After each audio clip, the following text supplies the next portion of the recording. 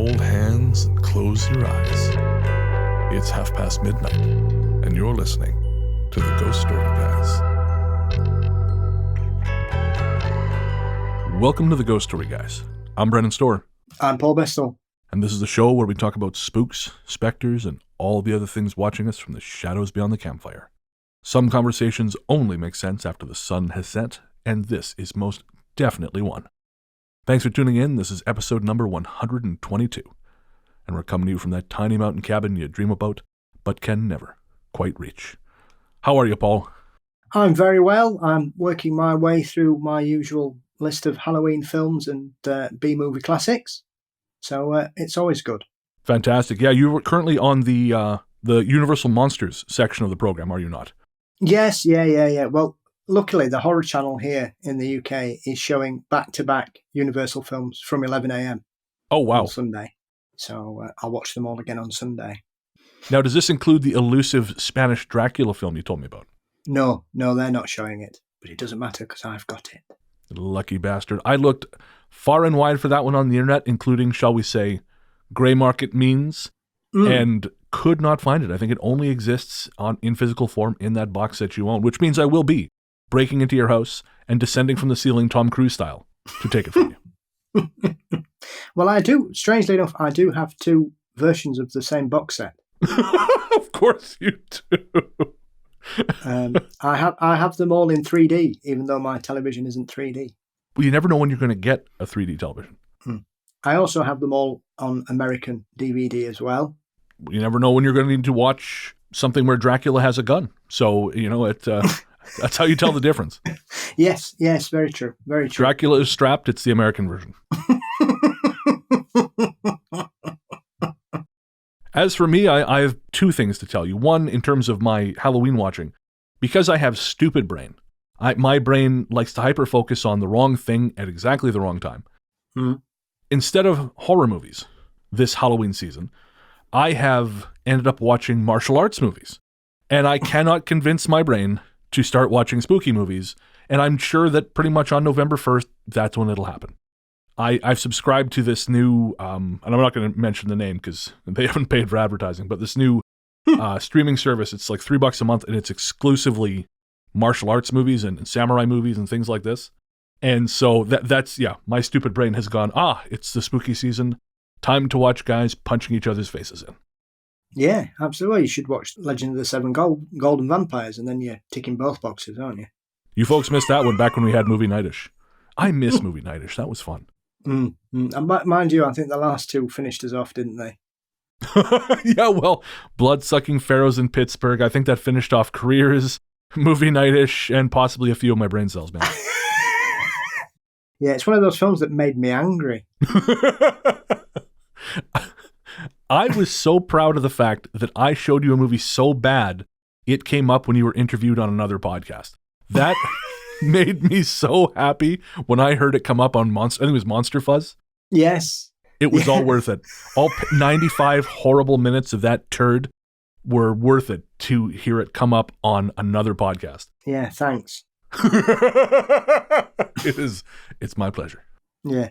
I thought you might have just started watching martial arts films trying to get over how bad Halloween Kills is.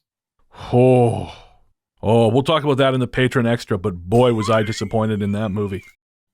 Good Lord. Anyways. Yes. Speaking of great shames, I did not get the job I interviewed for, which, as I explained to you off air, I think is because I pissed off the interviewer by asking him questions for which he was not prepared, and he seemed to take that personally. How dare you go in there with reasonable expectations? I know, right? In addition to it being kind of an awkward situation, he asked me possibly the worst question for that particular day. The very first question he asked me was, so tell me about your day before you came here. And, well, my day before I went to that interview, Paul, I walked around the corner to go to the bathroom and noticed a dead mouse in front of the bathroom door. I thought, okay, sure. Well, the cats are cats. Okay, fine. So I pick him up by the tail to escort the tiny corpse outside. When his paws start moving, he's still alive. A miracle. I know. I have the power of laying on hands. the judge says I can't keep saying that. Maybe that's why they didn't hire me. But anyways, so I take the body outside. I take him outside. I lay him down in the grass, and he's clearly injured. You can't visibly see any wounds, but his back legs aren't working right. His forepaws are kind of scrambly. And I think, okay, so my psychopathic serial killer cat has clearly wounded him with the intention of killing him later. I figure he's probably dying. And I just couldn't stomach the notion of this poor little guy dying alone. So I just stay there with him. But I also can't bring myself to like bop him with a hammer or something. So I think, no, I'll just stay here with him so he doesn't die alone. But he starts moving around, just dragging himself around. And okay, he's fighting. So all I had in my fridge was little chunks of feta cheese. So I went and got some little chunks of feta cheese. I brought it out to him. And he just dove into that shit. Just started eating like crazy. And I thought, okay, maybe this guy's got more in him than I thought. Maybe he's okay. So I went and got a cardboard box. I ripped up a bunch of tissue and this and put it in there. I went and got him, and I carefully escorted him into the box, and I put a little more cheese in there, and he kind of ate the cheese and hid himself in the box and was just staring at me from underneath the shavings. And I thought, okay, so now what the fuck do I do with this thing? Because again, I still don't think he's long for this world because his back legs aren't working, but he's pretty spry. And so I start Googling, what the fuck do I do with a half-dead mouse I just found? One website actually said, if you find injured mice, put them in a bag and loop the bag around the tailpipe of your car. Start the car. What insanity is this? Is that like Joseph Mengele blogging for Zillow? Jesus Christ.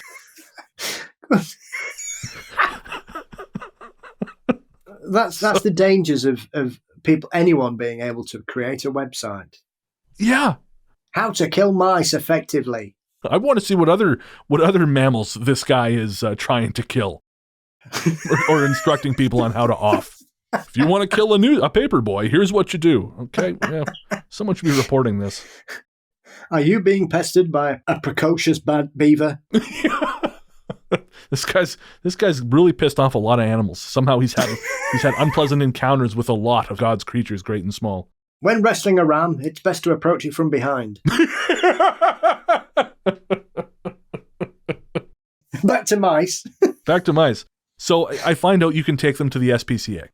So that is how I ended up, before my job interview, driving this box with this crippled mouse in it up to the SPCA, nursing it like I'm Rodence Nightingale.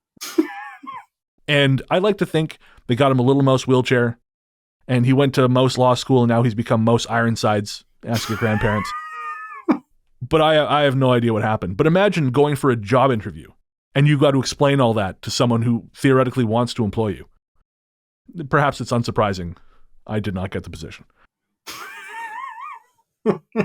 Perhaps that was his website.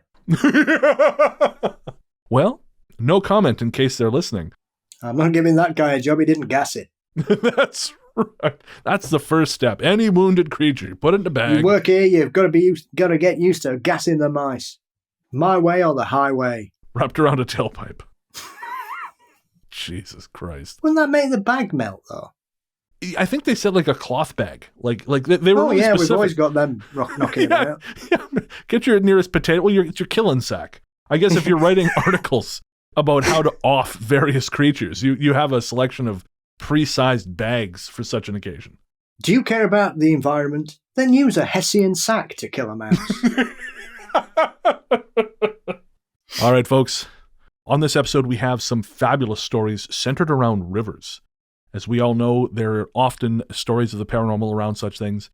But before we get there, we'd like to thank our patrons. This one's for the patrons. That's right, patrons. You are the Kanga to our Roo. And that will only make sense if I leave a particular part of the show in, but fuck it, it stays. It stays, because I love it. You are the Kanga to our Roo, and we could not do this without you. And of course, we'd like to thank all our patrons, but we'd especially like to thank our latest patrons. They are Hilary de Saussure, Theodore Bell, Joshua Gonzalez, Christina Carboni, Adrian Ibergen, and Jessica Schultz. Thank you so much, guys. And if I mangled any of your names, please do let me know. Paul and I were arm wrestling over who was going to try and figure out how to pronounce Hillary's name. So, undoubtedly I got it wrong, but please know that he would have gotten it wrong too. I think it's important. Yes, absolutely. Yeah, that makes up for Ghost Force the other month. Yeah, fair. Really, though, guys, we couldn't do the show without you. You guys allow us to make the magic, and without you, there is no show. And certainly we appreciate everyone who listens, but our patrons are the ones who allow this strange and wonderful beast to keep living. So if you want to join the team, head on over to patreon.com/ghoststoryguys, and you'll hear about all the extra stuff at the end of the show. But I will say, if you don't like ads, and who does, because ads suck, for $1 a month at patreon.com/ghoststoryguys, you get an ad-free feed. All right, we're going to take a quick break, and when we come back, stories from the river's dark.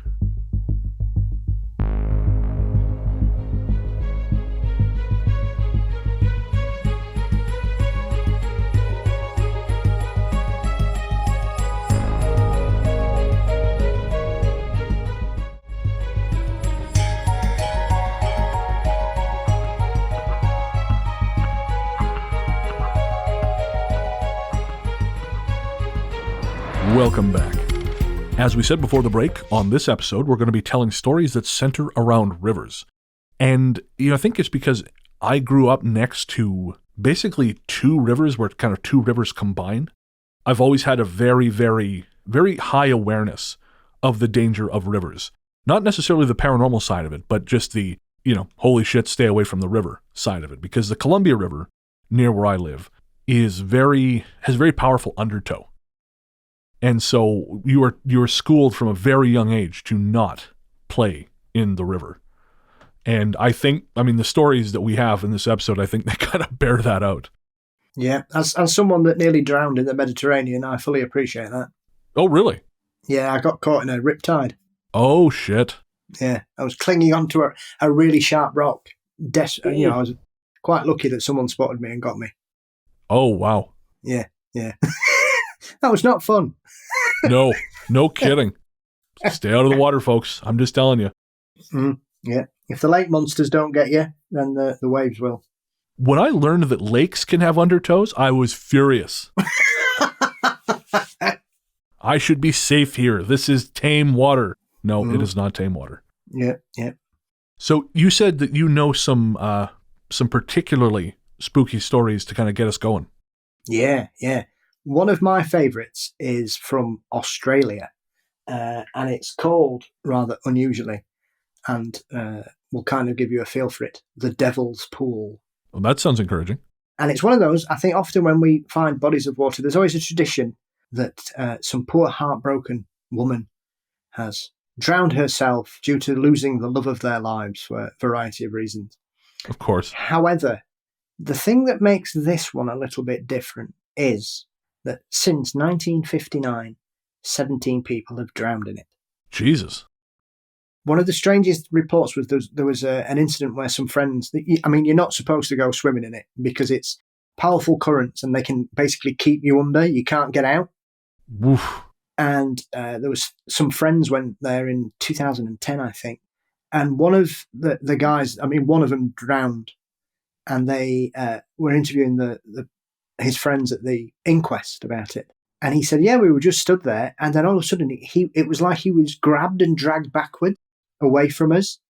And they just couldn't reach him. And they kept trying to grab his hand, and his hand kept slipping, and he grabbed a branch and the branch snapped. And he said, we could see him, but we just couldn't get to him. Jesus Christ. So, yeah, it's notorious. Like I say, 17 people in just over 50 years. So, 60 years. So it is notorious in that particular area of Australia. And that sounds like it's trying. That's not just, you wandered into the water. That's the water wandered into you. Yeah, definitely. Because they would just say they were just having a paddle, and he went, gone. Oh, man. Absolutely terrifying. Yeah. Another one of my favourites is from the States. And I'd always heard about this. This one's quite odd because it's got some urban myths, a bit of history, and a terrifyingly high death count. Oh. So, Lake Lanier in Georgia was created in the 1950s. The US government came in, bought all the land, undersold everything, screwed all the farmers over, left them with pittance. So they flooded this whole basin where all these farms and villages and little towns were. And of course, one of the aspects of all this was that they were going to move the graveyards that were there. Oh, no. So they told everybody that they'd move them.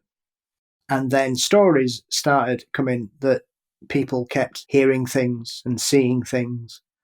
And eventually it became ingrained that ghosts were still there because their bodies were still trapped under the lake.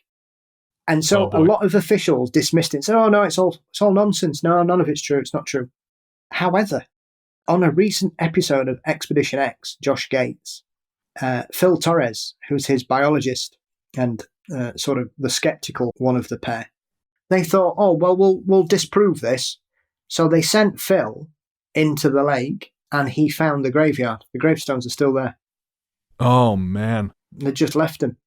I mean, I shouldn't be surprised. I feel like that's one of those things where if you don't have someone making sure the developer or whoever it is actually going by what they said they're going to do, you just should expect that the bodies are going to be there.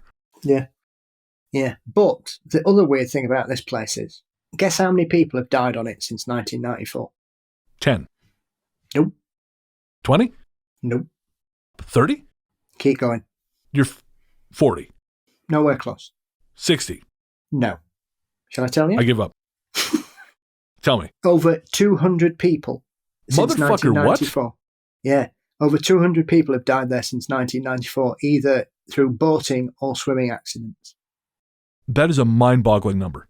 It is for a landlocked lake. They don't like to talk about it because they say, oh, well, it's very popular because it gets millions of visitors because it's a stunning area. It's beautiful and it's obviously very popular in the summer months, as you would expect in Georgia, because obviously it gets a little hot and humid down there. But when I saw that amount of people that had passed, I just thought that doesn't seem right at all. No, that's madness. And of course, there's also a ghostly lady that wanders around trying to encourage men to follow her back into the lake as well. At that point, it feels like she's almost out of work. What's the point? You're just gilding the lily now, lady. Yeah, just hang about. But that's crazy. You know what I mean? 10 a year? Yeah, that's staggering. I mean, I guess, again, given the total number of people going there, it's a small statistic, but that's still a lot of dead folks. Yeah. Now, with the murderous credentials of water firmly established, it's time for some stories.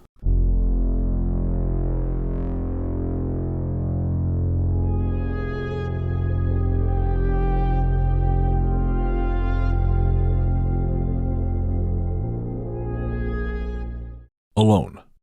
My hometown in Latvia is bisected by a river, and along that river there is a trail which runs from our district to the more central parts of the city. It's not often used, so it's overgrown and frequently overflows with water, which means it's also usually muddy. It is also covered in litter, as some of the locals tend to party and leave behind empty bottles. This happened about 2 years ago, when I first ventured there. Before this, I had not even known there was a path. At a certain spot, not far from where people get water from a nearby underground spring, I began to feel as if I was being followed. It was a very specific sensation, like someone was walking too closely behind me. Even if I felt no breath or touch, the presence was pushing into my back.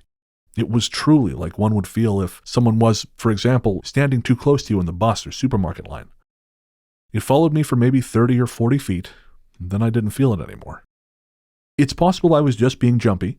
It is a wildly overgrown spot, and I'd never walked there before, so I was on higher alert than I ordinarily would be. Also, the river is quite wide there, and the bank is level with the shoreline and path, creating the dizzying sensation that the stream is carrying you along or beating the ground from underneath your feet. So, some of what I experienced may have been environmental, but not this next part. As I kept walking, I began to feel like whoever was following me was someone who had wasted away, drinking themselves into slow death. It was possibly one of those riverside party people, although for some reason I never believed the individual died there. It was as if he had died elsewhere and come back to hang out. The other perception that I got, and I'm not really a medium, I rarely get these kind of impressions, was that nobody noticed. That person had gotten lost, and nobody paid attention. You know how certain groups of society become invisible despite them still being alive? Drunks and poor people, you know what I mean? They sort of become ghosts before dying. That was the impression I got, that this person was one of those poor people. I was sad and wanted to help, but at the same time I was overwhelmed with that sense of intrusion. of having them disturb my privacy. I walked there many more times and got the same feelings around the same spot and the same sensation of somebody treading behind me. I did not feel threatened or in any danger. I simply felt that we were incompatible.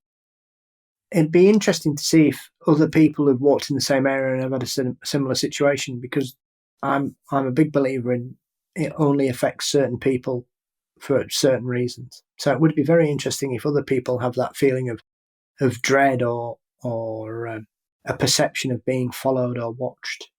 Yeah, especially I'd be curious to know if they had the very specific sensation or thought about someone being marginalized or left alone.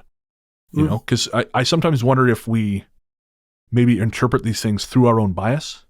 And obviously we don't know anything about the storyteller, so it's possible that this is just something that is on their mind anyways. You know, it's always hard to know.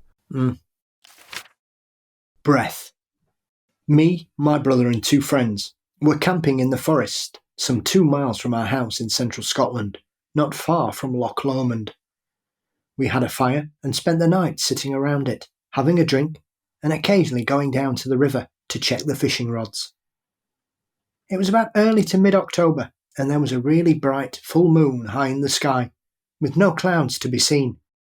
Later on in the night, we decided to go for a walk up to a hill we had passed earlier in the day. Atop it was a bench overlooking an open meadow and the meandering river we were fishing in. We sat there for a while, smoking, talking and laughing, then decided to head back. We stood to collect our beers and trash when I heard heavy breathing, like somebody had just been for a run. Before I could even say anything, my brother asked us all to be quiet. The breathing was so heavy and direct that I started to wonder if somebody was watching us. I told everybody to hold their breath, in case it was one of us, but the breathing continued.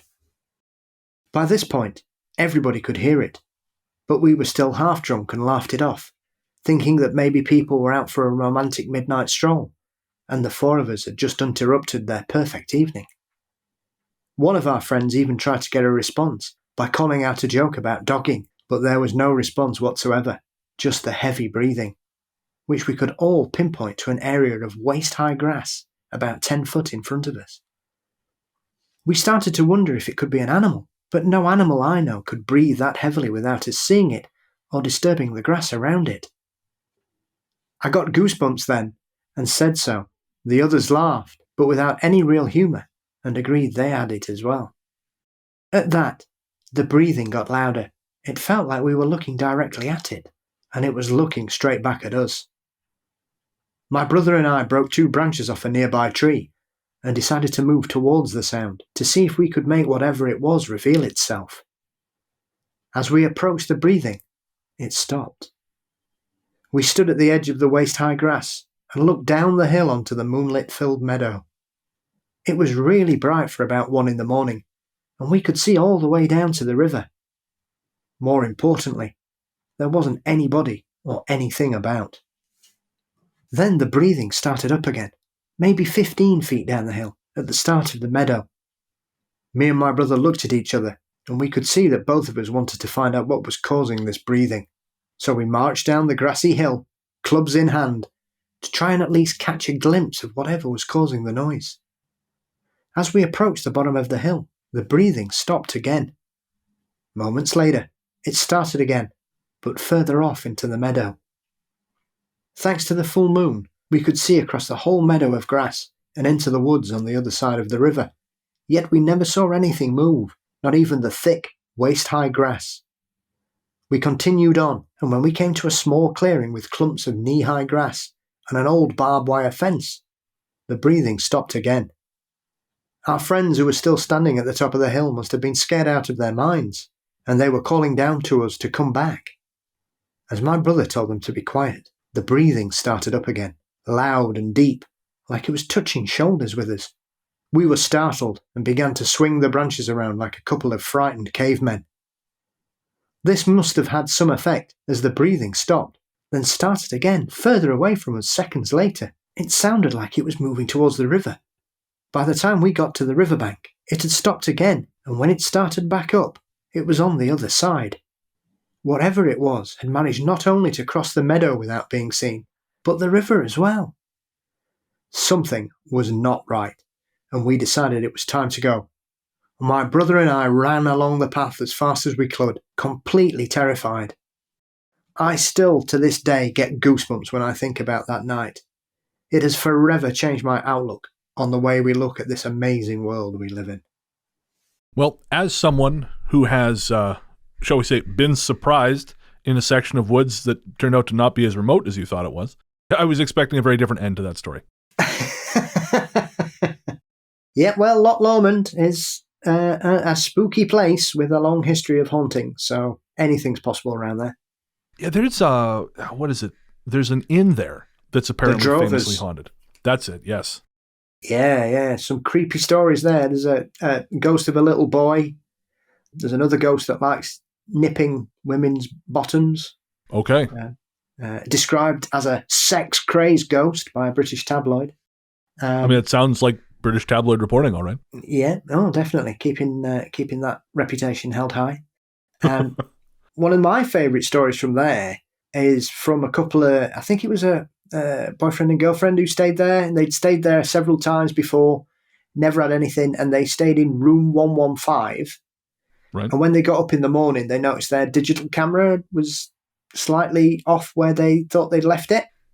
And when they got up in the morning, when they went to check the camera, they noticed that there was loads of pictures taken, and it was of them while they were asleep. Oh, Jesus. So they went and said to their friends, have you been pulling his leg? And they were adamant, no, we've not been doing it. We've not been trying to wind you up. They spoke to the staff. The staff said they'd never done it. So that's one of the, because there's two other, I think room 2 and room 6 at the Drovers are supposed to be the ones where if you want to get awakened in the middle of the night by a ghost, they're the two stopping. But this one, that one was particularly creepy. And it is actually still on, I think it is on the Drovers. The Drovers website actually has some witness accounts that people have emailed them back saying this happened to me when I stayed at your haunted inn. Dear you bastards. Yeah. But it's a long history. Like there's stories of people seeing Vikings and obviously drovers and soldiers and things. So it's got a long history, that area. I mean, it is a stunningly beautiful place, Loch Lomond. I've driven past the drovers. Oh, really? But never, not been in? No, we couldn't get in. It was fully booked, sadly. We had to stop up the road. But of course. There was where we stayed, it was far more fun because there was an aggressive peacock that stared at you while you had your breakfast. As someone who's had aggressive peacocks in his front lawn, I also identify with this. Yeah, he clearly took a shine to my bacon, I think, and he kept headbutting the window. Jesus, that's terrifying. Luckily, growing up where I lived, we were quite used to peacocks, strangely. There was quite a few where I grew up. I just have this image of you in a street gang like West Side Story, dancing and fighting against an opposing gang of peacocks. Yeah, happened all the time in Bluebell Meadow. You heard it here, folks. Peacock dance-off. It was a different time. Innocent times. The best of times.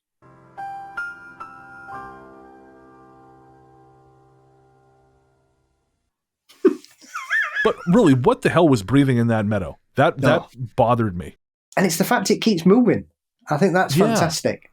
And the fact that it crossed the river with no apparent effort. It kind of reminds me, we talk about this all the time because it's one of the few things I know about Bigfoot, but the Ron Moorhead stories. Yes. How, they would hear clicking up in the high Sierras, but then the clicking followed them separately when they went home, which is kind of bizarre. Yeah, very true. And I also know you can clearly tell that those people were British because obviously they mentioned dogging. So, I forgot to mention that. I'm surprised. Yeah.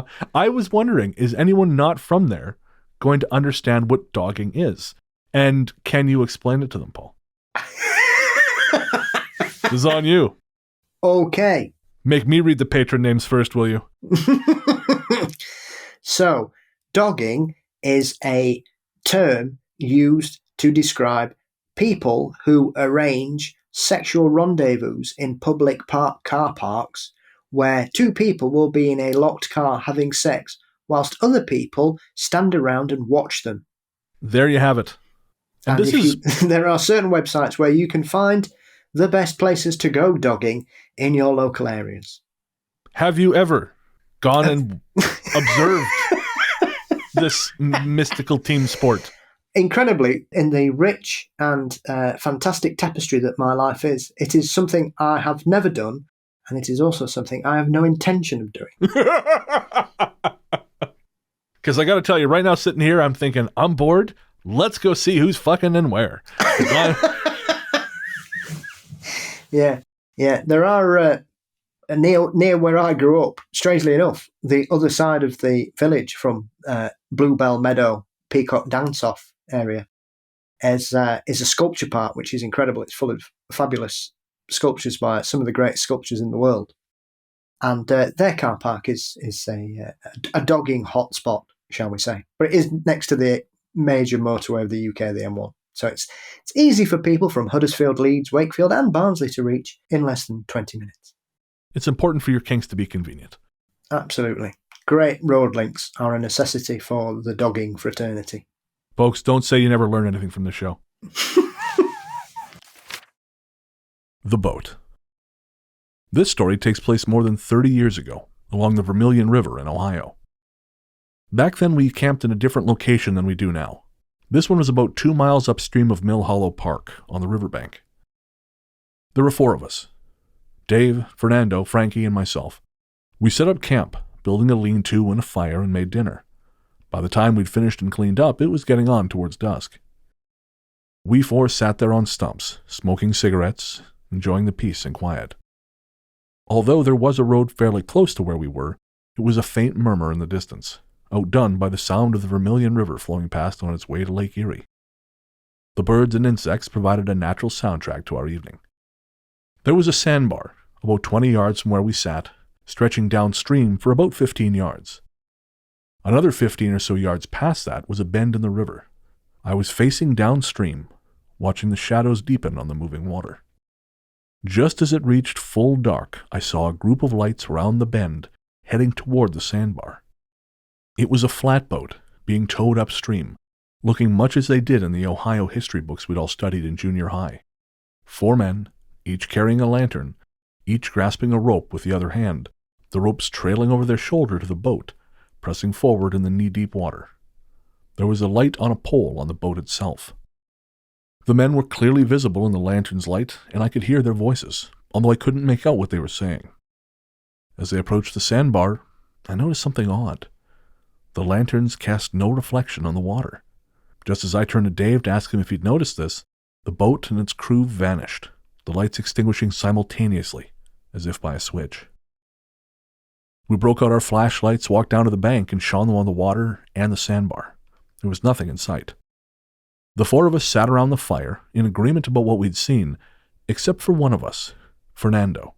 He swore, and did for years after, that he saw and heard nothing, to the point of belligerence. However, from where I sat, I could see him, staring in the same place we all were, and I still remember the look of shock on his face when the boat disappeared. That is like a classic ghost story right there. Oh, yeah. I love a ghost boat. I adore stories of the Flying Dutchman, even though it's probably all nonsense. I love those stories about people coming across this damned vessel at sea. And the Mary Celeste, of course, one of the most perplexing mysteries of all time. Oh, of course, yeah. For folks who don't know, can you give them sort of the Cole's notes of the Mary Celeste? Yeah, so the Mary Celeste was I think it was a schooner that was travelling from New York to Europe to deliver some alcohol. And it had a experienced captain and his wife and baby daughter alongside a crew.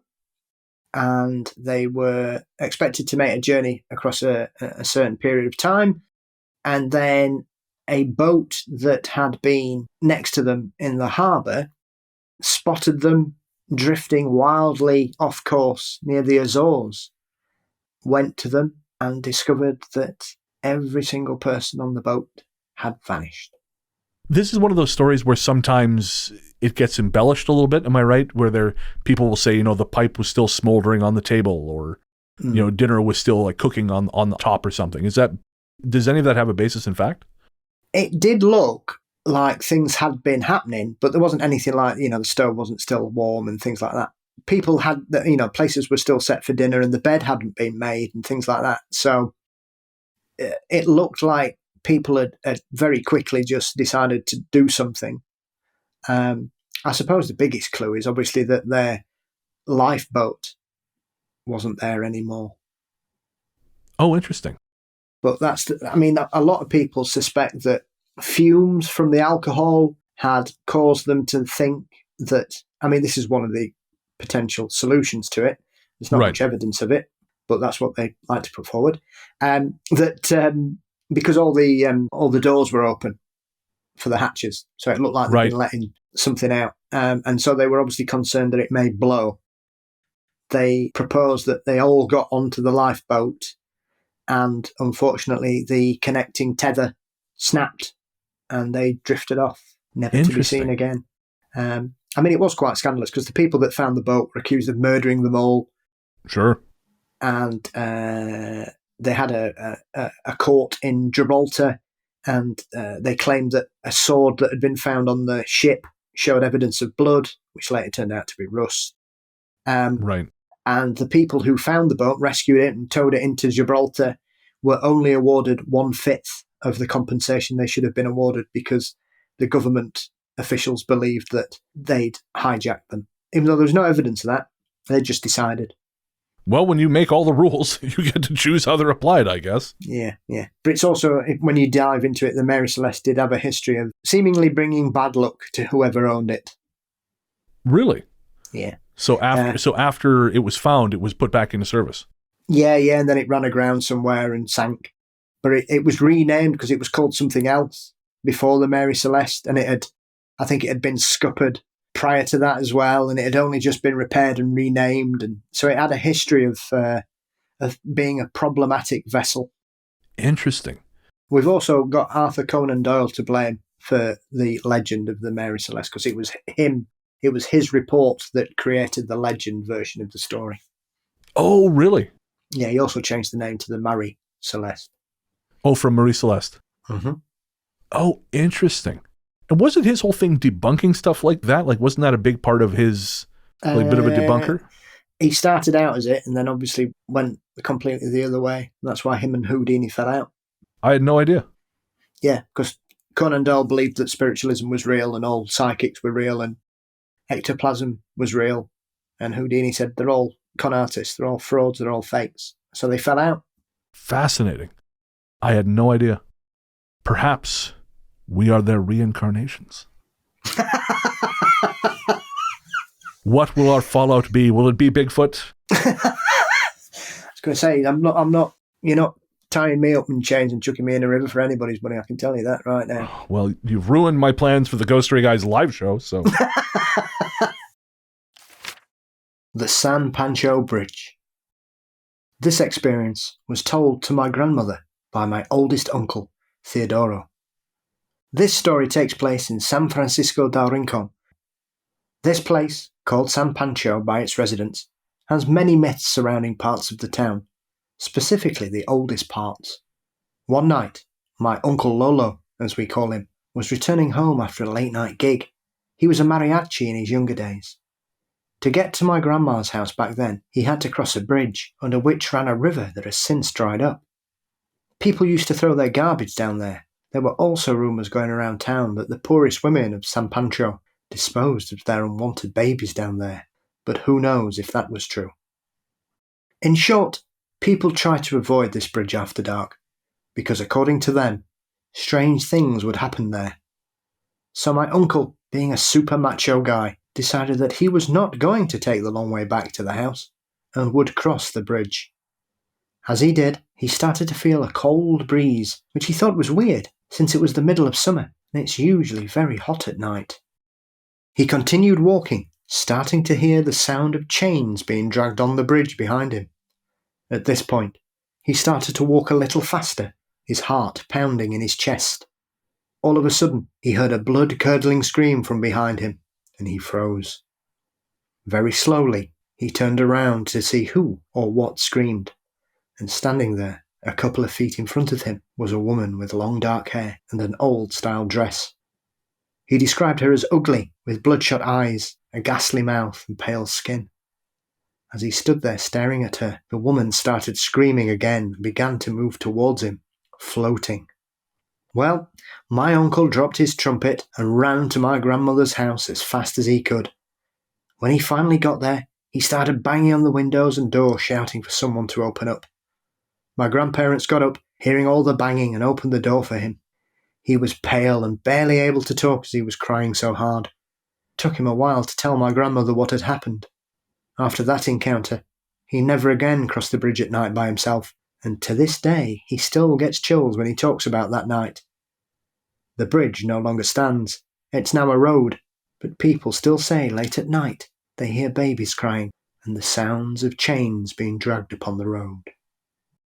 And that's how toxic masculinity fucks you up. Well, we've all been there, haven't we? Don't go to the spooky place.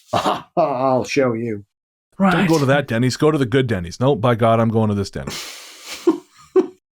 What is it about bridges? I think wherever you are in the world, there is a real cultural fear that seems ingrained from centuries ago about fear being associated with bridges. You know, I had a message from Bob Vasquez a couple days ago. And Bob, I didn't reply to you. It's because I got thinking about it and then I forgot. This happens. But, you know, he was asking me a sort of similar question about doorways. You know, why do we have this lore around things have to be invited in to doorways or windows? Because if they're incorporeal, why does it matter? Why bother going through a door or window when you can just drift through a wall? And I think maybe there is some kind of, I can't think of the word, but some sort of symbolic power to things that we don't understand. So the notion of a bridge, I mean, maybe it's because the bridge crosses water. And, you know, we talk so much about the power of water. I mean, this whole episode is about weird shit that happens around rivers. Yeah. So maybe there's some symbolic notion to crossing the river, or maybe it's because it puts you in the middle of water and ordinarily you would not be able to cross that water. You know, like maybe when we cross water, whatever currents run through that, if we accept that there are some kind of extrasensory currents involved there, maybe they go up higher than just the water itself. You know what I mean? Yeah. I mean, well, that's the other thing as well about running water, because obviously you have things like, in certain cultures, vampires can't cross running water. Yeah.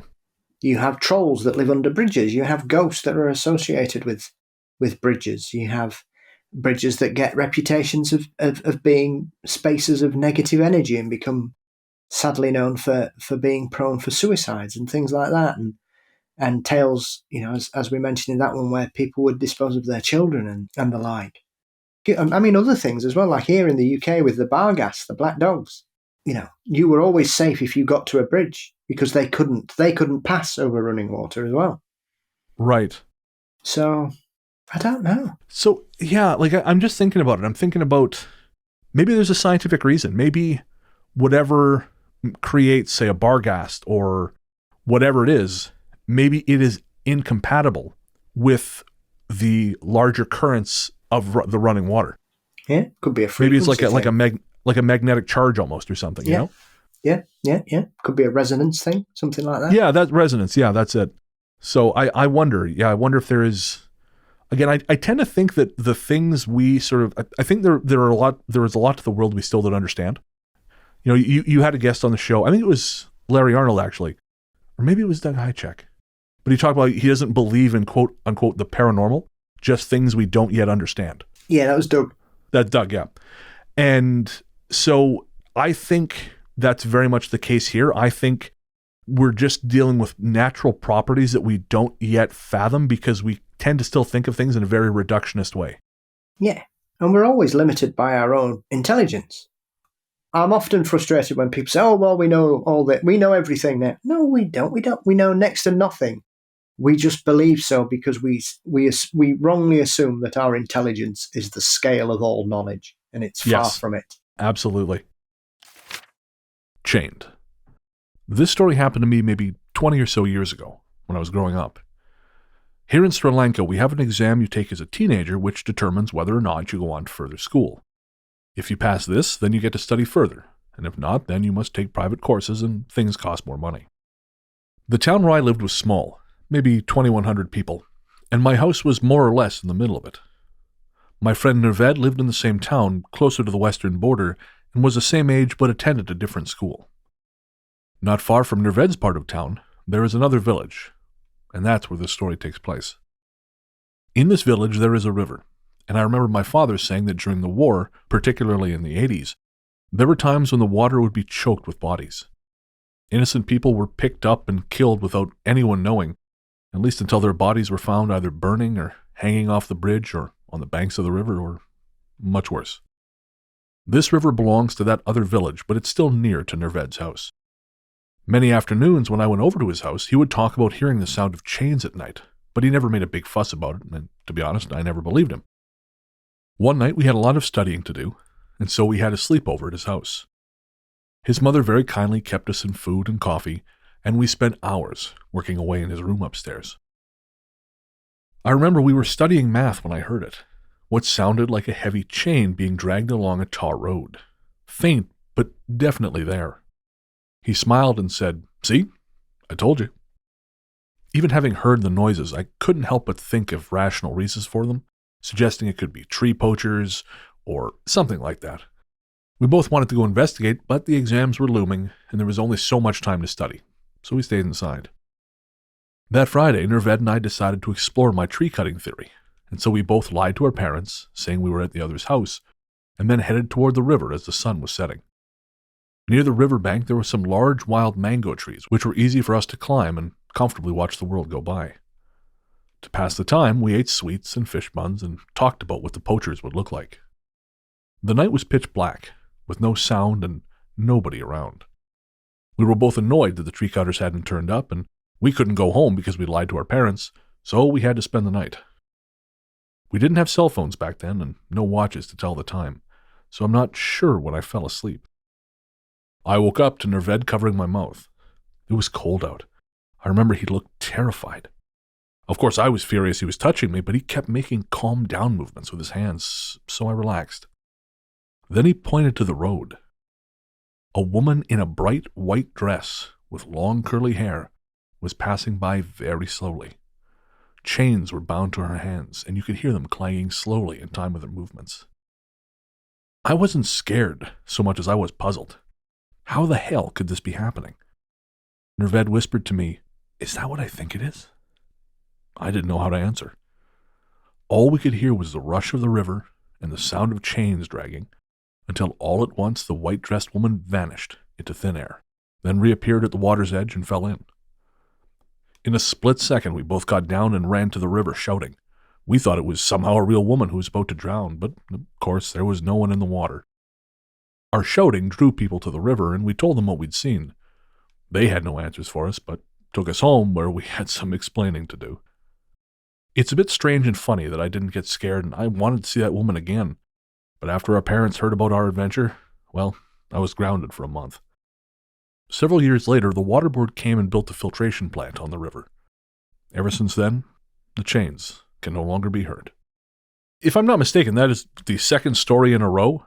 Yeah, the San Pancho and then this with that a chained woman on a bridge. It's got a very La Llorona kind of feel to it. Yeah, well, it is. I was thinking that when I was reading through them. I find it very interesting because one of the, or maybe some people say, the oldest ghost story ever involves a ghost wearing chains. Which would be? Oh, right. So, Pliny the Younger, the famous Greek philosopher and writer, recounted a tale about a gentleman called Athenodorus who found a house, beautiful villa, and it was available at a knockdown price.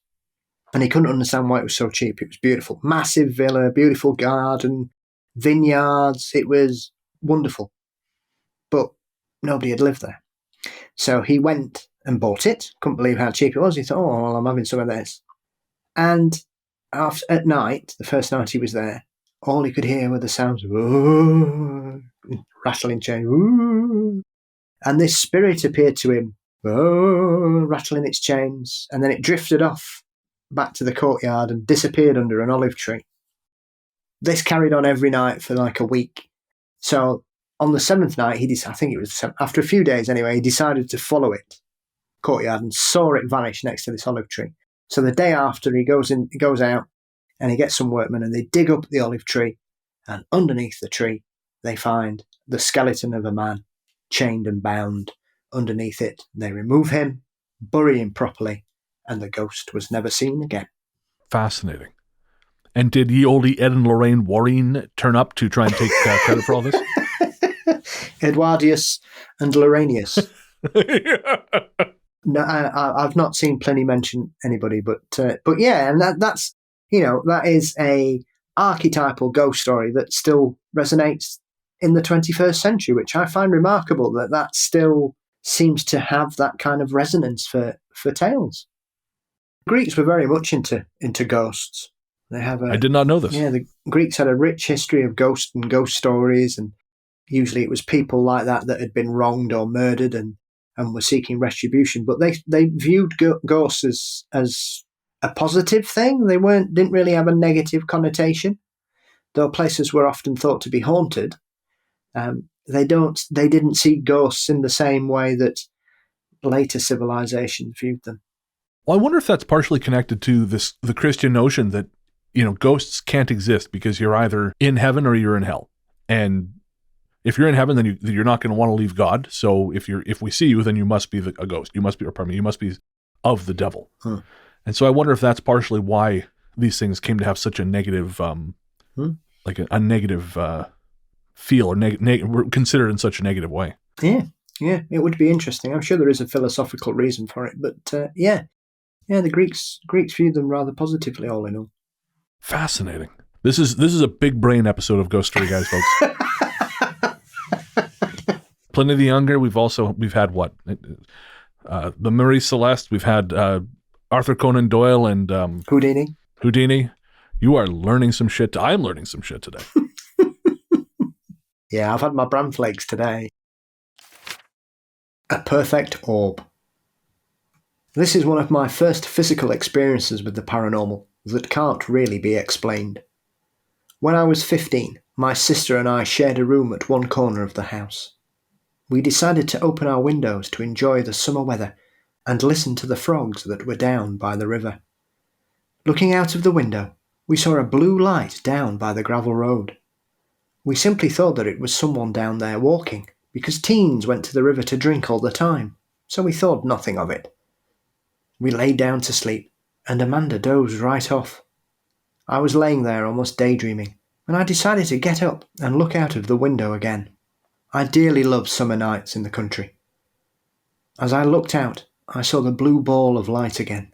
It started moving up the road, then crossed over the fence and moved through the trees. It was moving lazily, but not fast enough for someone that would be walking with a light. Then it dawned on me that it was moving over a tree, and it was a perfect orb. I had never seen anything like it before, but it was beautiful. It lazily kept drifting up through the field towards the house. By now, I could see it clearly, and at least 10 feet around it was quite clear, because it was so bright. It just kept coming closer to the house, and I could see that it was roughly the size of a grapefruit. It was then that it reached my window, just hovering there. I didn't freak out or feel scared at all. I cannot express how beautiful it looked. The light was so bright, yet you could look right into it without squinting. I was so caught up with it and curious that I didn't even think to wake Amanda up. At this point, it started coming through the screen. Admittedly, I didn't exactly know what was going to happen, and at that point wanted a comfort anchor. So I jumped into the bed and pulled the covers up, but the orb was still there. It came fully into the room and floated over my bed, just hanging there. I had a staring contest with it almost. There was a bit of an anxious feeling, but nothing bad. More like when you meet a new person and hope they like you.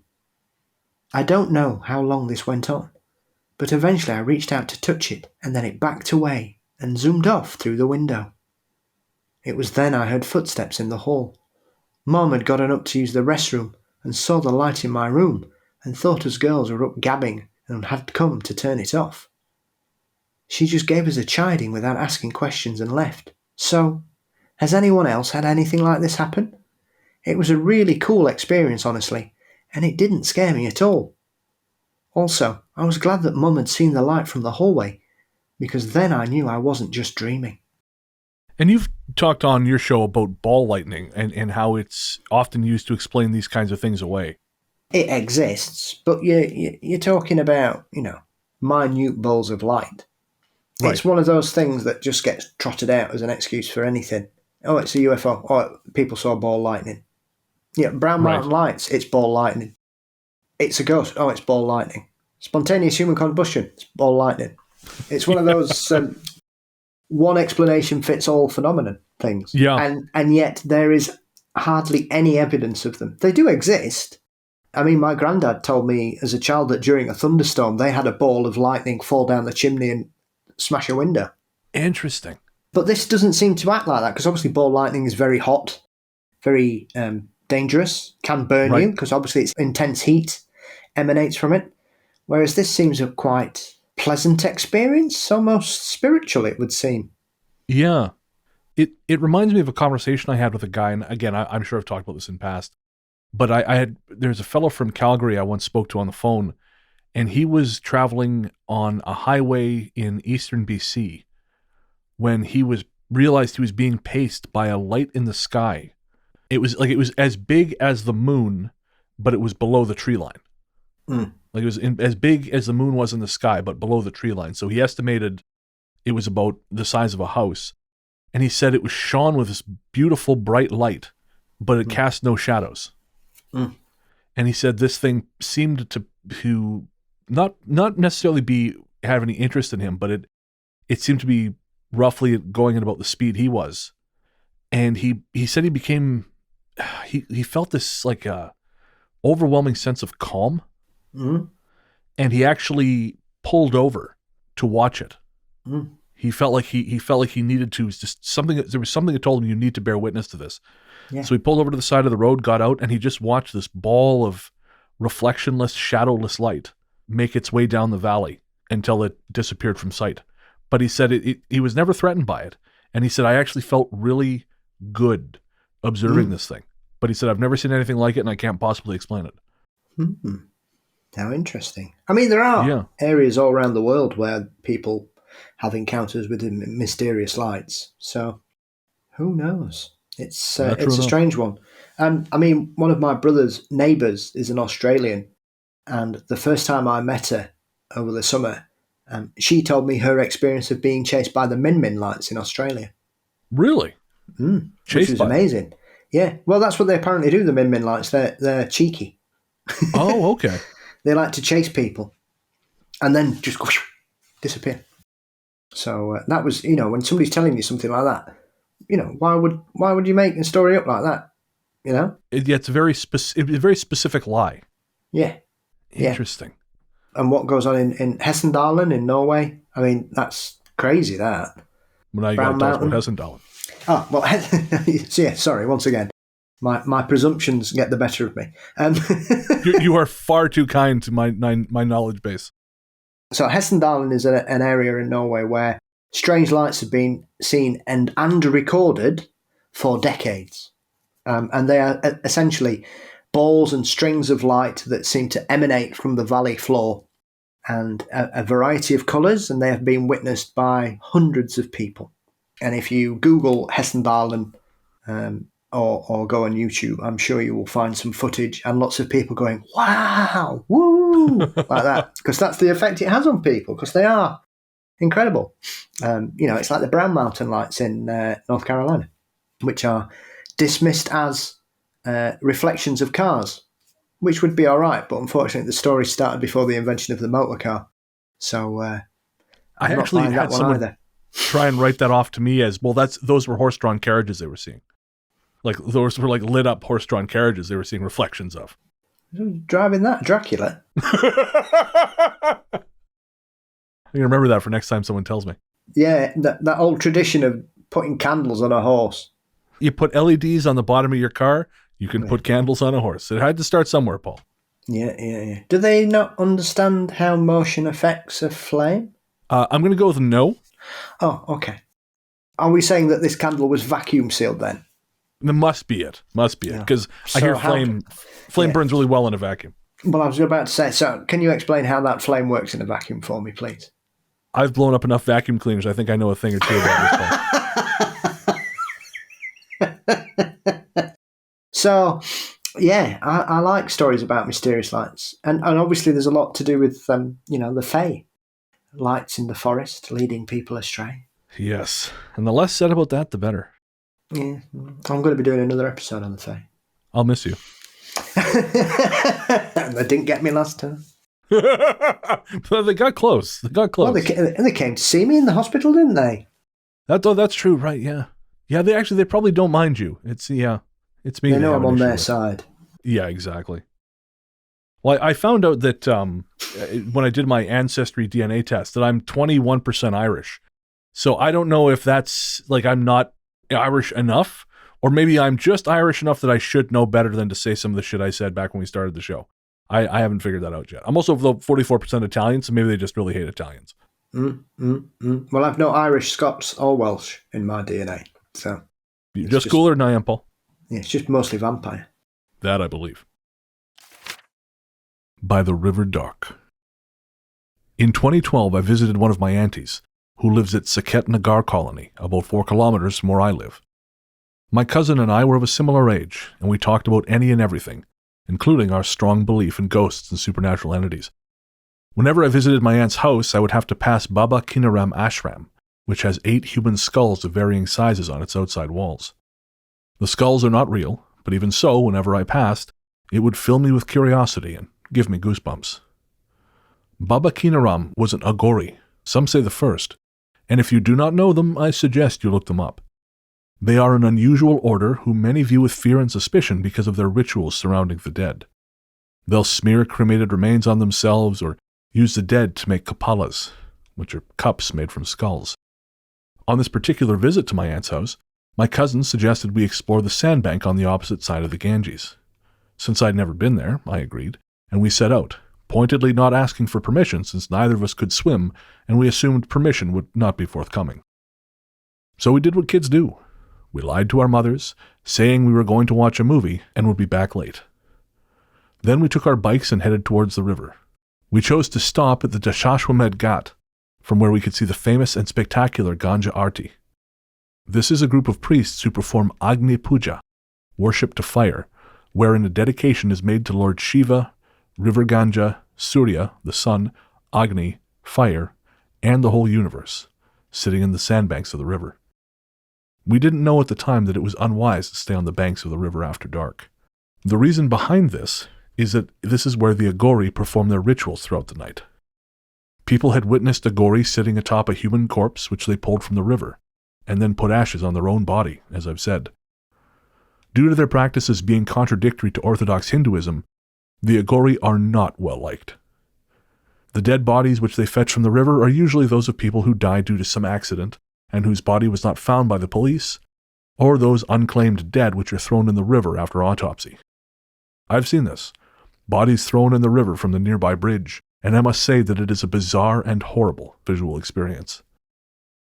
My cousin and I packed some snacks and water for the day, and hired a small boat to drop us on the other side of the river. Our boat reached the other side of the river about 5:30 p.m., so we could have almost an hour before the Ganja Arti. We decided to explore the area as much as we could. You could see the tree line almost half a kilometer away across the sand, and my cousin said he wanted to go look. Just sitting there on the sand, he said, was a waste of time. The light was rapidly fading, and I wasn't terribly interested in going that far as we didn't know the area, but he was insistent, and so we went. When we finally reached the trees, it was quiet and empty. We seemed to be the only people around. My cousin had gone ahead of me, and I heard him call out. He had found a well which looked as though it had been used recently. There was water splashed everywhere. We also noticed some funeral clothes, a wide-mouthed goblet, and some human bones which had been scattered nearby. I guessed that this place might be used by the Agoris as a place to perform their rituals. Suddenly my cousin yelled and said he had seen a lady inside the well. I immediately responded and peeked inside, but saw nothing. I told him he might have seen his reflection on the water, but he wasn't buying it.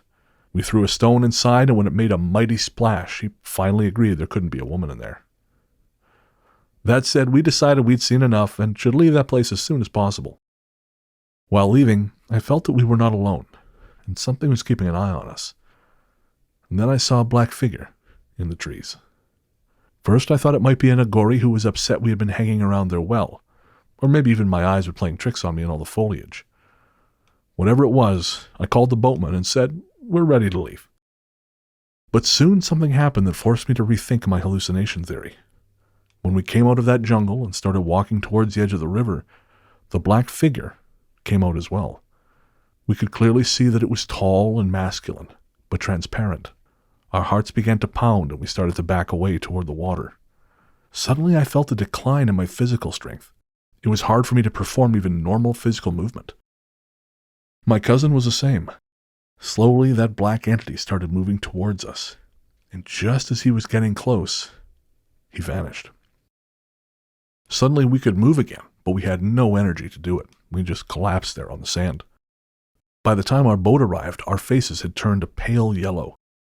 We could hear the sound of sholkas and mantras coming from far across the river. The boatman was surprised to see us lying on the ground and asked us what happened, but neither of us were interested in talking about what we'd just seen. Somehow, though, we made it home. But that night I slept terribly, as I had nightmares about walking in the charnel grounds as all around me pyres were burning. My nightmares continued for days, and finally I told my mother everything. She was terrified and told me that we may have encountered an entity called a Nishi, or a Nishidak. It is one of the cruelest spirits, attacking his victims in places like riverbanks and seashores, striking at the moment when day bleeds into night, and draining the energy of his victims. Nishi are the most common entities called by the Agoris to guard their rituals. My nightmares continued for weeks, and it was only a blessing bestowed upon me at Kal Bhairav Temple which finally freed me from them. Now I know better than to play by rivers at dark. We're going to take a quick break, and we'll be right back.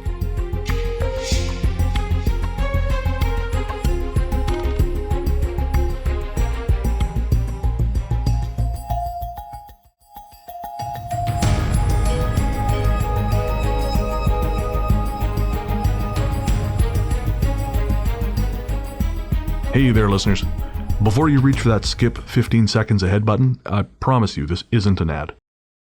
We wanted to take a minute to talk to you about mental health. On this show, I've always tried to be as honest and open as possible about my struggles with depression and anxiety, because even though we've come a long way towards acknowledging the very real damage these things can do, there is still way too much lingering stigma about reaching out for help.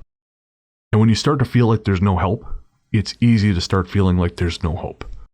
But Paul has joined me today to remind you there is always hope and there's always help. We're not going to try and talk you out of self-harming right now, because we know that's not how it works. Instead, what we wanted to do was tell you something now and hope that should things get bad, you'll remember it and make a phone call or send a text message before you make any permanent decisions. As someone who knows all too well just how important mental health can be, it's never too late to reach out. In Canada, the number to call is 133-456-4566. In the USA, the number to call is 1-800-273-8255. In the UK, the number to call is 116-123, or text SHOUT, that's SHOUT, to 85258. In Australia, the number to call is 131114. However bad shit seems, it will pass. And no matter what your brain might be telling you at any given moment, and believe me when I say I know this intimately, there are people who love you, and people who care deeply about how you treat yourself. Should a time come when you find yourself despairing, please know that we've both been where you are, and there is a way back to the world. Take care. Welcome back. Thanks as always to Luke, Anthony, and Sarah, and everyone else who's part of the Ghost Story Guys family. Luke's podcast, Luke Lore, is back full-time. You can find that at, pretty much everywhere fine podcasts live. Thanks also, of course, to my friend and co-host, Mr. Paul Bestall, the paranormal Johnny Carson, and host of the Mysteries and Monsters podcast. What's coming up on M&M, Paul? Well, we're going back to a normal kind of schedule, seeing as I've tried to fit as much as I possibly could into October. You managed very well, I might add. Thank you. So I've got some big hitters returning. I've got episodes with David Weatherly and Chad Lewis coming up in November. Paul Sinclair's returned to join me on the 150th episode. Very cool. We've got Katie Elizabeth coming back to update us on her work searching for Champ down on Lake Champlain. Nice. And we've got some other interesting things in the pipeline. So yeah, that's the next few weeks really. So it should be good. Excellent. Where can everyone find you online? You can find us wherever you get your podcasts, looking for Mysteries and Monsters. And we're on all social media platforms under Mysteries and Monsters as well. Perfect. As for me, you can find me at Largely the Truth on Twitter and Instagram. You can find my podcast, Largely the Truth with Brennan Storr, everywhere fine podcasts live. And I think last time we talked, I just about to put out the show with Mike Thorne. He's a Canadian horror author. So that's come out. And I've also just dropped the episode where I talked to the new UK band Damn Good Liars. They were actually musical guests of ours a little earlier in the year. We talked about their new EP, their debut EP, their new singles, and their first ever live date, which is coming up on November 19th, which is pretty cool. As I mentioned at the top of the show, if you want an ad-free feed or access to our massive archive of recorded material, including weekly episodes of Book of the Dead, Host Adventures, we just had an episode of Sunken Library drop this month, then you definitely want to head to patreon.com/ghoststoryguys. Speaking of, it's time to shout out Ghost Force! That's right. Patrons who support at the $20 level and above get a shout out every other episode. Here, in this segment, in these voices, because our vocal cords are tough and manly and they can handle it. And I like to remember what I used to talk like when I was a smoker. This time around, the members of Ghost Force are Ethan Saragon, Amanda Jenks, Amanda Strong, Cheryl Baker, Christopher Kuhns, Danielle Harris, Eric Abel, Hannah Brown, Hannah Siemens, Ian Harrison, Jackie McFarland, Jade Moores, Jeanette Patterson, Gene Cupertino, Joseph Como, Julia Lugubrius, Just Julie, Jenna Blackwelder, Karen, Kimberly Hansen, Lumpy Rug, Mara Noriega, Mark Semler, Mary Rose WW, Peter Guns 08.5, Rebecca Brink, Rhonda Sheen, and Richard Easby. You are the few. You are the spooky. You are Ghost Force. Special people. It's true. Thank you so much. You guys are crazy. We love the hell out of you. Thank you so much. And if you want to shout out every other episode in that segment, then by God, head on over to patreon.com/ghoststoryguys and, well, go from there. If you want to get in touch, send us an email at ghoststoryguys@gmail.com. We love hearing from you guys. If you got a story you want to share for a future show, that's also the place to send it. You can also find us on Facebook at facebook.com/ghoststoryguys. We're on Twitter at twitter.com/ghoststoryguys. And we're on Instagram as the Ghost Story Guys. We also have a subreddit. I always forget to plug the subreddit, but Sarah very gamely keeps maintaining it. It's reddit.com/r/ghoststoryguyspodcast. So if you want to follow us over there, you find the new episodes, you can chat about the shows, head on over there and say hi to Sarah. And if you don't want to type, you can always call the Ghost Line. There's something strange in your neighborhood. Who you gonna call? Ghost Line. Call 1-888-588-6920. Huge thanks to our listener Amber Pease for her Ghost Line jingle. Again, that number is 1-888-588-6920. You can leave your story or comment as one or a series of voicemails. And if you don't want to talk, you can always text 925-553-4789. And I know last episode we talked about starting the Ghost Story Guys bingo card. You guys came through hardcore. So we're going to be at some point coming up with a list of actual what we want on the card. And then we'll be putting that out there. We had some really, really fantastic ideas. And we've had some wonderful messages, mostly texts to the Ghost Line. I know our patron April has texted us a story and some pictures. Someone texted us some great suggestions for the bingo card. We had someone say thank us for our weekly bit about mental health. And this person has said they've been going through some hard stuff. And I'm glad that we've made a difference for you. You know, that's why we put it there, and it's heartening to know that it's helping some folks. Definitely. And I think that's it for Ghostline. But yeah, 925-553-4789 if you want to text us stories or pictures, whatever you like, links. We will try and incorporate your message into the show. Thank you so much. So what's coming up for you, Paul? What's new? What's exciting? Not a lot, really. It's a pretty laid-back month, thankfully. I mean, I've managed to get all the episodes are already recorded for November, so I'm just taking it nice and easy. And you've got a guest spot coming up?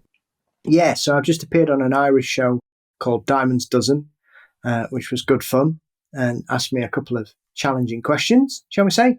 And I think I dealt with it very diplomatically. So, yeah. And I've had some interesting responses from my appearance on Over the Rainbow with Bob Brown. So, it's good. So next month should be, well, this month even, November, will be a pretty relaxed one. My spot on the Mission Spooky podcast should be out by the time this airs. I think Kiki was saying they're going to drop that on Halloween. So that'll be out. We're talking about mining ghosts and Tommyknockers and things like this. And I'm pretty sure I said enough stuff that wasn't legally actionable to make a full show, so make sure to check that out. If you could, rate and review the show, and make sure to tell your friends. I was recently reading that apparently rating and reviewing has absolutely zero effect on Apple charting or on how quickly a show appears. That's just a thing Apple has now come out and actually said. So tell your friends about the show. There's no better way to spread the word. Also, if you want to pick up some Ghost Story Guys merch, head on over to our website at ghoststoryguys.com. There you'll find links to all our merch stores. You can get signed copies of my book, A Strange Little Place, The Hauntings and Unexplained Events of One Small Town. At Big Cartel, you can get shirts, mugs, stickers, all kinds of cool stuff at our various links at ghoststoryguys.com. And if you do buy something, make sure to send us a picture of you wearing it, and we'll post it up on our social media. We love seeing you guys on our stuff. It's always a thrill. And thank you to everyone who has been buying shirts. That's gone up quite a bit over the last couple months, and that's really nice to see. As always, big thanks to Peter of Podzontommusic for our fabulous theme song. You can find him online at nightharvestrecordings.com or wherever you stream your tunes. Our story's theme is The Future Belongs to Them Now by Hexxagram. You can find them by searching for Hexxagram wherever you get your music. That's Hexxagram with 2 X's, not 3. And I guess that's going to do it. Yeah. So we'll be back in a couple of weeks with some more creepy tales. But until then, into the darkness we go.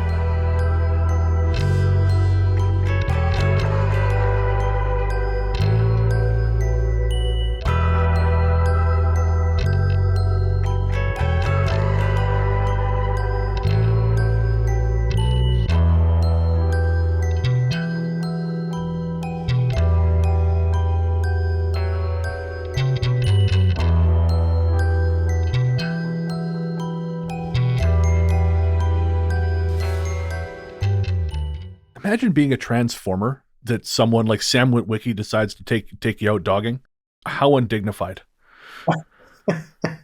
Autobots, we must never tell anyone about this. Yeah. Certainly makes you look at Bumblebee in a different way. Yeah, that's why he doesn't talk. He's so traumatized. Do you know how many people have fucked in this car? I've seen things you people can't imagine. That's how Brennan got knifed. That's the dark web, isn't it? Yeah, good point. We don't need that kind of trouble. Again. That's right. Another thing the judge told me I can't do. Hang on, my system just froze. Ironically, my mouse was crippled. I'll let you go first. You bastard. Fuck. I was trying. Someone's drilling outside my house, so this could be interesting, but continue. Well, it is Halloween. I was just tidying up before I came to bed about 11:45, and someone went down the street on a pogo stick. A pogo stick? Yeah, I could hear this. What the hell's going on there? And when you just hear a weird noise, and you're like, what on earth could that be? Because it's 11:45 at night. Yeah. And then I was just looking out the room window, and I could see this shadow like going up in the air, and I thought, oh my God, Spring Hill Jack's here. Sadly, it wasn't. It was just some hipster on a pogo stick. But I would love to have one of those giant skeletons, those like 12-foot tall ones. I always thought they were dumb until Nick and I were out for a drive, and there's a place downtown, or a place, over by the water. It's got two of them in a yard. And I just thought, okay, I get it now. I get it. Like the people who've got giant inflatable Homer Simpsons dressed as Santa. Okay, that's not quite the same. That's... What do you mean? I was the same. Somebody nearly knocked me off the other day on a penny farthing when I was on my Dunlop perambulator. I mean, these hipsters, they just get everywhere, don't they?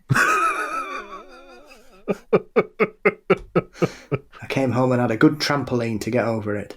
All I ever hear are stories about people getting fucked up on trampolines. Nothing about it makes me think, oh, I should do this. Yeah, I've always had a healthy respect for trampolining because in my younger life I was a amateur gymnast.